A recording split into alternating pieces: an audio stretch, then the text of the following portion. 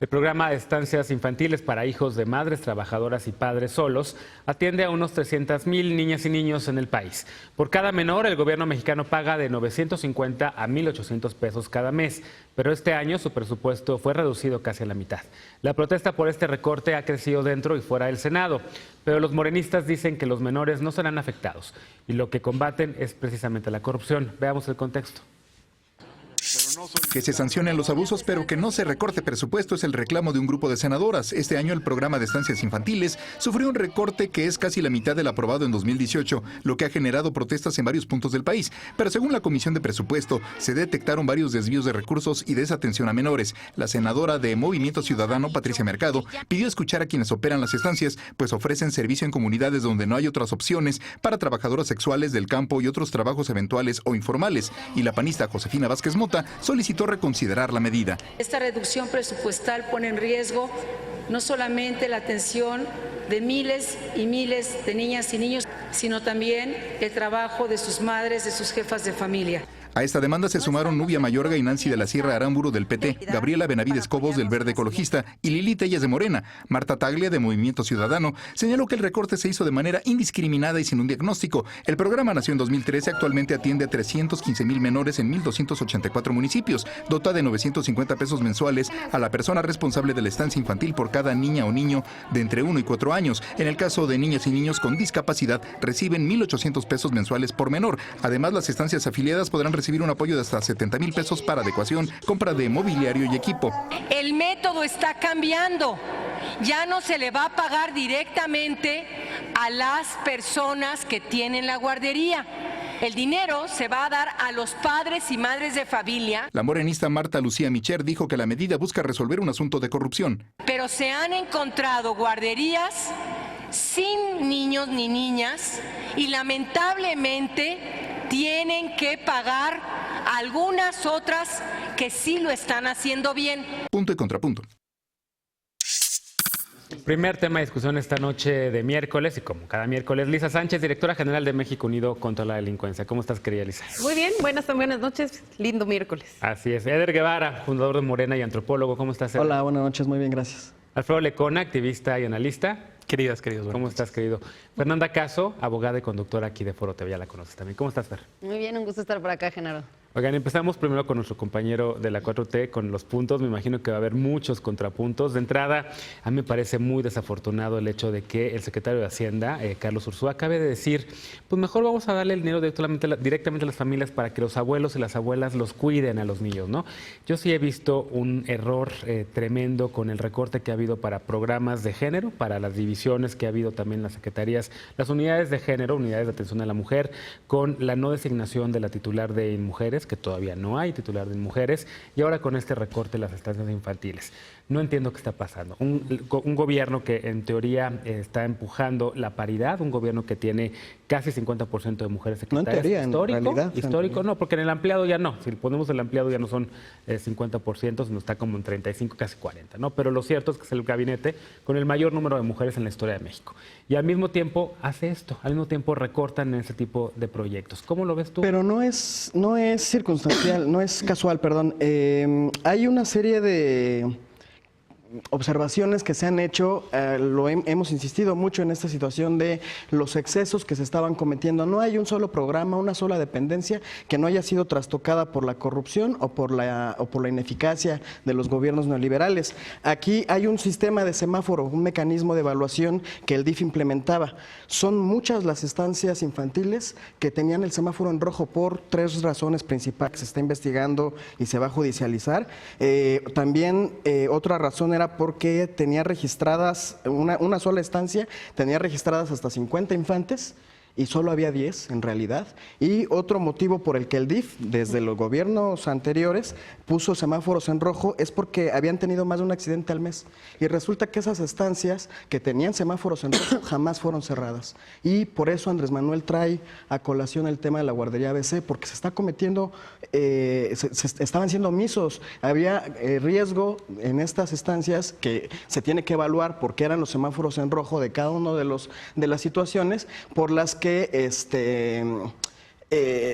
tenían que hacer un freno, pero además se ha identificado que en muchos casos eran cuotas sobre todo líderes panistas, a las que se les daban las estancias. Resulta, otro caso muy peculiar, que hay varios casos, varias estancias que están registradas como tal, pero que también fungían como kindergarten, y entonces cobraban como kinder y cobraban como estancias. Es una situación de corrupción muy profunda. La evaluación que hicieron desde Hacienda al principio es que se haga el recorte, con ese recorte se ajuste a partir de que las estancias que sí se les va a dar el recurso a través del nuevo mecanismo que anunció Malú Michel, ojo, no se han publicado las reglas de operación, salieron unas que son apócrifas y que valdría la pena tomarlas en la paparrucha.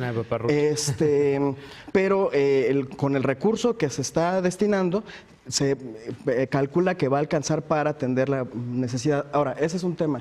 Hay otro tema que valdría la pena retomar en otro momento, que es el sistema de cuidados. En el sistema de cuidados en México todavía no, y ahí yo sí asumo una autocrítica, no hemos logrado comprender de manera integral qué implicaría. Y ojo, Carlos Ursúa no está tan perdido. Si hacemos un programa en donde la gente de la tercera edad pueda atender a infancias después de una capacitación, estamos atendiendo una situación de reinserción en la sociedad de gente que está abandonada que no les dan empleo de la tercera edad y que tengan un diálogo intergeneracional con las infancias y que los puedan proteger. Es un programa que se aplica en otros países, pero eso tendría que discutirse a partir de debatir el sistema de cuidados, que todavía es un tema pendiente. El primero que levantó la mano para el contrapunto fue Alfredo, y después la primera que hizo cara así de que no me lo puedo creer es Fernanda, entonces van en ese orden. Sí, y ahora sí no puedo creer sobre todo el cierre de Eder, porque a veces parece que se está gobernando con la visión que tienen los funcionarios, casi de su familia. ¿Qué nos asegura que podría ser este cuidado de personas mayores a niños? Y sí, por eso digo, pero así se han estado haciendo las cosas. Primero decir que el debate pues llega tarde. Ciertamente quien primero lo identificó, lo denunció, lo reclamó en tribuna fue Marta Tagle, cuando se aprobó el presupuesto en diciembre de 2019, finales del año pasado. Y lo que sí se ha destapado últimamente, que es algo que recurrentemente estamos viendo en este gobierno, es se enuncian mucho los problemas. Lamentablemente, en el caso de las estancias y de las guarderías, vemos que 10 años casi después de la tragedia de la guardería ABC, este desorden generalizado, como le llamó Arturo Saldívar en su proyecto de sentencia, precisamente sobre esa tragedia que cobró la vida de 49 niños, persiste ese desorden. Yo no dudo nada de lo que nos ha puesto Eder sobre la mesa, de ver todo este tipo de irregularidades y de desvíos, que es lo que han estado mencionando los simpatizantes de Morena y los legisladores de Morena para justificar la medida. Pero lo que a mí me causa demasiado conflicto es por qué viene primero el remedio y luego van a hacer el diagnóstico. Sí. O sea, hoy lo decía Juan Martín García. Es una circunstancia de tiempos también. Por eso. Hoy no están recibiendo el presupuesto que se está haciendo. Pues no, pero ¿cómo le vas a seguir dando el recurso a quien ya identificas? Pero entonces, ¿qué haces? Entonces, ¿qué haces con 400,000 niños, que dice Juan Martín García, director de la Red por los Derechos de la Infancia en México, correcto, que son los principales afectados en este momento? O sea, antes de una medida así, hay que pensar primero en el interés superior de la niñez, y me podrías decir, bueno, el interés superior de la niñez lo estamos protegiendo en medida de que estamos haciendo que las guarderías que los tienen en riesgo no estén recibiendo el recurso. Estoy de acuerdo, que se revise, por favor que se revise. El punto es, ¿por qué primero toman esta medida tan drástica y después vienen a decir que van a haber investigaciones? Malú Michel fue muy clara, se va a dar el recurso directamente a las infancias. No, pero es que el presupuesto ya está hecho. Exacto. Por eso ese recorte ya está hecho, no es que van a aparecer dinero para darle entonces el 40% que se recortó directamente a las mamás. Ese dinero ya tendría que estar contemplado en el presupuesto y no está. No, la situación es que se hizo un recorte. Y te van a decir que se va a hacer más con menos. Porque este tipo de cosas que al fin y al cabo, hoy por hoy tenemos este problema que entre que ustedes encuentran su plan. También meterse al tema. Sí, a ver, coincido, ¿no? Seguramente hay muchos casos de corrupción en el programa de estancias, igual que hay muchos casos de corrupción en cualquier programa que haya sido tocado por el gobierno pasado y probablemente también por los anteriores y actualmente, ¿no? Porque tampoco es que todo haya cambiado de la noche a la mañana. Pero con ese argumento podríamos cancelar todo, ¿no? Podríamos decir ya no se dé dinero al campo, que ya no se dé dinero a las escuelas, que ya no se dé dinero, que no se paguen los profesores porque hay corrupción, A ver, fue el mismo argumento que empezaron con la UNAM, ¿no? Es que no puede. Cuando se hizo el recorte de la UNAM, antes de que saliera a rectificar López Obrador, ya había una serie de voceros diciendo, es que en la UNAM hay corrupción y desde hace años. Y bueno, la verdad es que con este discurso podemos descalificar lo que sea, ¿no? Me preocupa particularmente en este caso porque es un programa que ha sido reconocido a nivel internacional, que la ONU le dio un premio, porque justamente es un programa que atiende a muchos ámbitos, ¿no? Y sobre todo de población vulnerable, que son mujeres que no tienen empleo y que pueden dedicarse a poner una estancia infantil. Otras mujeres que salen a trabajar y que no quieren dejar a sus hijos con un desconocido y esto les permite dejarlo con alguien que queda cerca de su casa a un precio accesible, etcétera. Y por otro lado, a los propios niños, ¿no? Que en este caso son los más vulnerables de todo y que son 400,000 que se van a quedar sin un espacio. No se van a quedar sin un espacio. Bueno, de inicio sí, porque de inicio no se ha hecho este diagnóstico y se sabe que hay corrupción, se sabe que hay estancias que no han funcionado, pero hoy se está haciendo un recorte generalizado y después van a ver cuáles son las que funcionan y cuáles son las que no.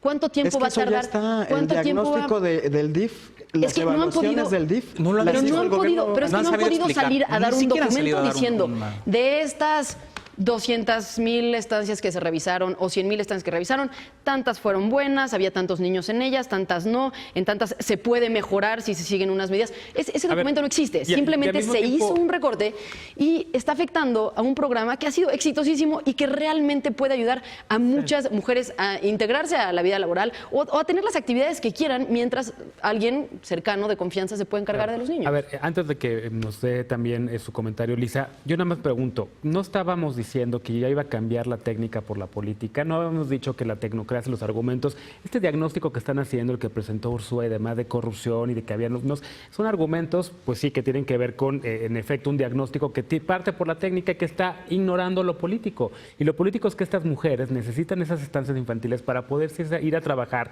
para poder llegar a sus labores, para poder estar siendo parte productiva de este país. Lo político es que son movilizadores del PAN, movilizadoras del PAN, las que eran beneficiadas. Pero en los últimos 6 años ni siquiera hubo un gobierno panista. O sea, también es que ese es un discurso tan simplista. Las que fueron a manifestarse a Palacio Nacional son panistas, son movilizadoras del PAN. Y eso quiere decir que sus estancias no funcionan. 400 niñas y niños Por haber son movilizadoras del PAN, querida Lisa, es un argumento de esa teoría de conspiración. Yo veo 3 cosas aquí. La primera es, yo soy niña de estancias infantiles. Entonces, en tanto que beneficiaria de primera instancia por ser hija de una madre soltera que tenía que trabajar para mantenerme, me parece grave que se tomen decisiones muy abruptas de un calado importante sin una buena estrategia de comunicación, porque creo que lo que teníamos que haber socializado primero era el famoso diagnóstico, haber hecho un directorio, señalar culpables específicos, empezar a llevar denuncias y que la gente entendiera precisamente que esto era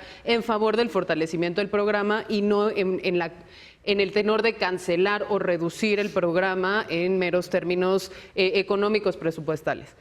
Segunda cosa, creo que es un debate importantísimo que tenemos que tener y que yo he buscado tener en esta mesa, ojalá en las próximas semanas lo podamos hacer, sobre la calidad de los servicios públicos y las métricas de evaluación de la efectividad y la funcionalidad de esos servicios públicos. ¿Cómo los estamos midiendo? ¿Cuáles son los criterios? ¿Cuáles son los indicadores? ¿Cuál es la periodicidad con la cual nosotros estamos evaluando y sobre la cual estamos tomando decisiones? Porque pese a todo, a mí, aparte de que me gusta la política, también me gusta la técnica sobre la evidencia ir a mí también, pero según esto a ellos no. No, pero no está peleado con la... O sea, creo que es un debate en sí mismo el término de cómo se mide el impacto y la eficacia de los servicios públicos y que esto lo podríamos extrapolar, por ejemplo, al tema de servicios de salud, que es lo que a mí me toca vivir en primera línea en estos momentos con mi mamá, y que creo que sí hay ahí un área de oportunidad increíble para mejorar la gestión y el despilfarro de recursos públicos que sí sucede en muchos niveles. Pero tercero, creo que tenemos que tener también la conversación de cuáles son los costos políticos que esto tiene y asumir que decisiones de este calado tienen un costo político y que no se va a poder estar uno siempre en la lumbrera de la popularidad, porque por supuesto que habrá sectores movilizados, panistas o no panistas, a los que no les van a gustar estas decisiones y tenemos que empezar a cargar con las consecuencias de las mismas.